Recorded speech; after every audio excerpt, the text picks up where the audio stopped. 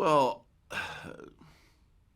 my first reaction to the script was that it wasn't going to be something that I would ever do, um, because there wasn't any rational process behind the character's actions that I could see. There wasn't any decision-making infrastructure that I could believe in that would bring him to that place. There was only the result of his sort of singular belief that his life meant nothing and everybody else was to blame for that. So, it was like I don't want to do a character like that because I'm sort of fundamentally worried that that's actually where we are. And, I thought about it for a while, and I met with Derrick, and it was sort of like a meeting where I'd already pre-decided that I wasn't doing the gig anyway, but I was just going to have the meeting. But we got on very well, and we started to talk about what was in there and potentially what shouldn't be in there, because there was a lot of words to start with, but you can't justify the actions of a character like this. It's an individual decision that he's made, and he's going to do what he's doing, but there is no justification. And we both agreed on that, So therefore, the challenge becomes, can you play a character who has absolutely zero charm or, humanity? He's disconnected on all levels.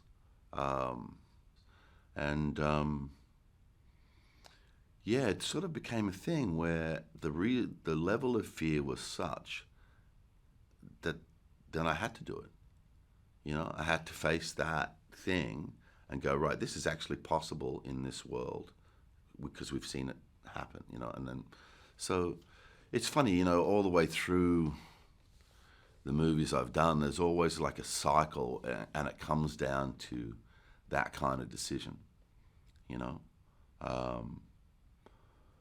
I'm also really aware of what I have done in the past, and I don't respond to something that feels like a retread of something that I've done. So I'm always kind of looking for, even if it's a sliver or so, away or a slightly different direction, as long as it feels to me like it's fresh ground, and I've played a lot of characters with big journeys, and sometimes they do kind of outrageous things, but a lot of those journeys, there's a scaffolding beneath the character that gives him license to behave in that way, but this was a different thing altogether, and there was a lot of speeches in the original script that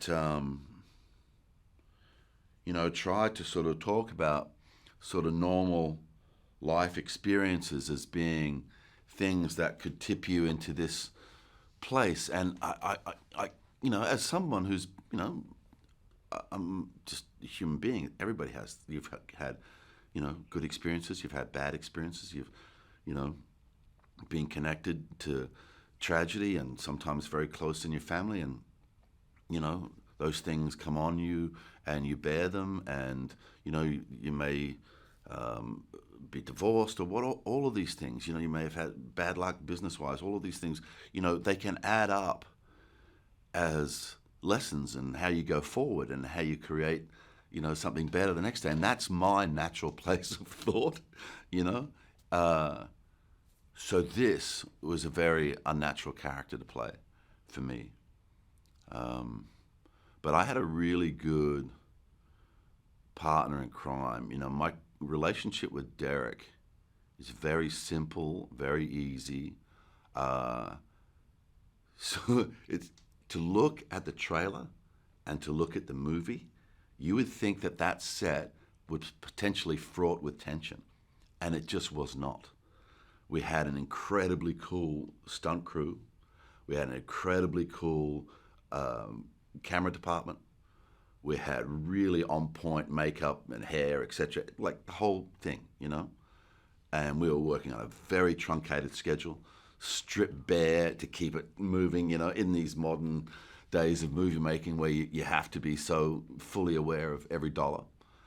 And it was the most relaxed film set I've been on in 20 years. It was just chilled out. It was like, what are we doing today? Oh, we're going to crash the car with a truck. Yeah.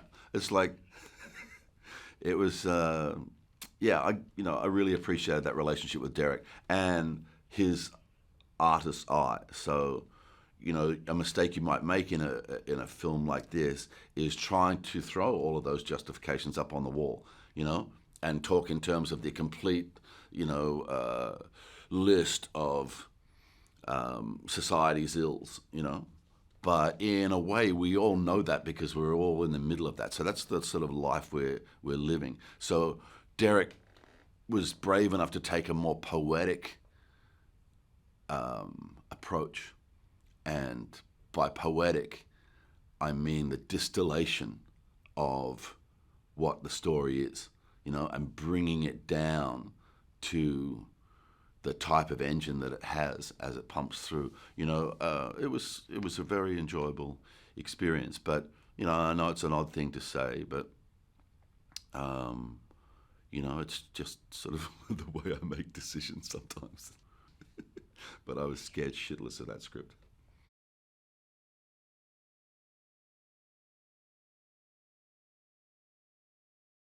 Yeah, well, so Carl had made some of those paint strokes, but you know, in the language of film, the way it shapes and everything, those are the paint strokes that became more emphasized in the way that Derrick was thinking about how the movie would play out.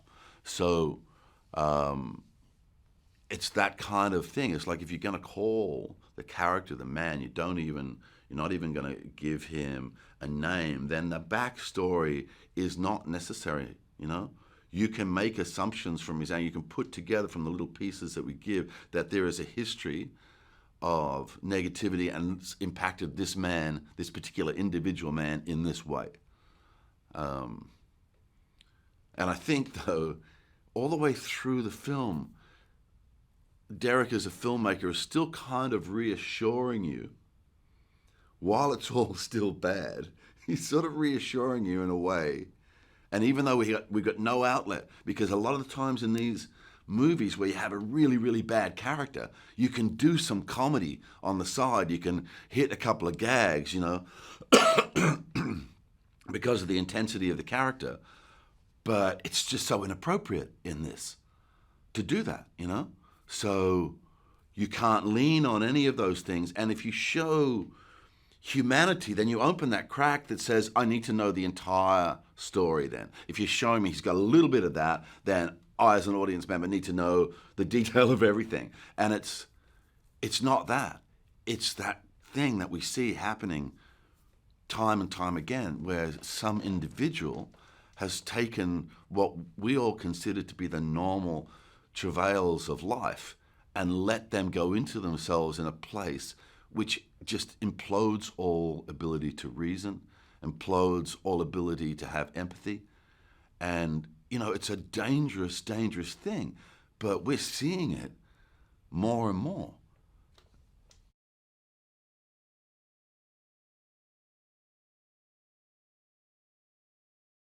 Yeah, well, it is. It's like a small, almost like pointless slight, and you know she's not even really that angry or whatever, but just where he is in his life at that point in time, you know, the sort of implosion that he's going through, to give him a new target, to give him a point for his anger. It it's all he needs. That's the catalyst. He just wants something to lash out against. You know, all of this stuff is impacting him, who he believed he was, the position he believed he took in society as a, you know, well, I don't want to go through the list of the thing, but you learn little pieces of information about him, you know. But the sum total of that with his actions is just so completely unreasonable. you know.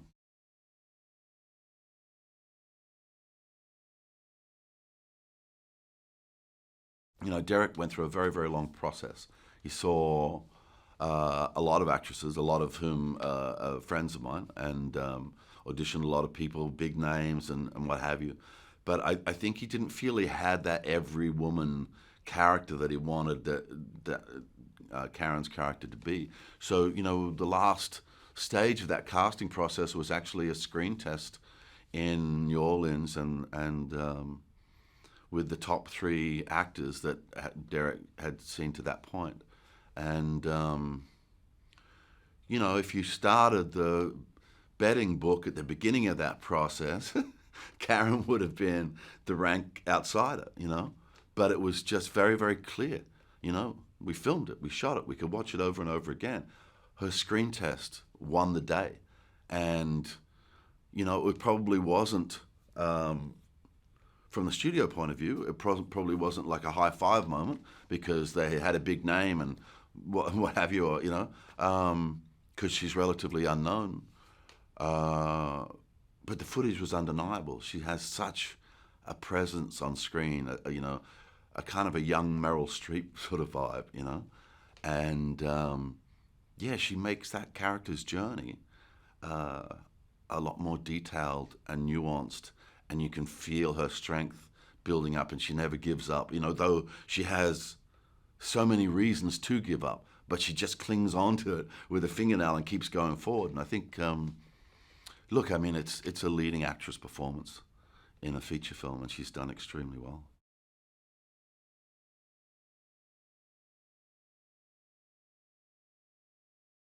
Look, so far, everything that we've done has been very easy as well, you know.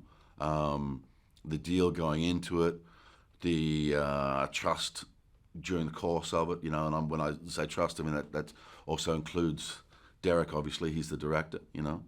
And, you know, there was definitely presence, but it was never, in my experience, any of the negatives of that, you know. It was all that you know, we know we're doing something really edgy and let's have a go at it. And everybody was giving it their best. And you know, I think, you know, since production, the same thing could be said. And, you know, recently Mark came up with the idea that, you know, there's a lot of things against us, but there's a gap in the traffic. And if we believe in what we have, let's go first. And I think it shocked a lot of people, but you can't question the logic. You know, there's going to be such a traffic jam when things get back to, you know, quote unquote normal, if we ever achieve. And did we ever have that anyway? And that's another conversation.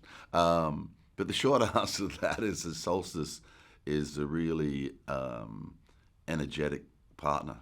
And it's sort of like I've done a lot of little extra things in bits and pieces simply because of the ease of the relationship, you know. And it's been good. Look, it's a huge risk, man. You know, he's just putting all the apples on number 7 and seeing how he goes. And you know, I think when somebody is that definite about the power of their idea, you know, as Mark is with this early release date, the thing you do is go, okay, man, we're doing it your way. And that's, you know, that's the attitude that Derek and I have taken. Obviously for Derek, you know, I mean, he's doing a feature film, and all those things you just listed, he's in post-production on a feature film that contains this much violence and destruction in the middle of, as you said, the pandemic and street riots and all of the different restrictions he has on, you know, trying to work bi-coastal and the times he can work over there and the times that people can work there. Yes, it's a challenging situation for him, but he seems to be doing very well.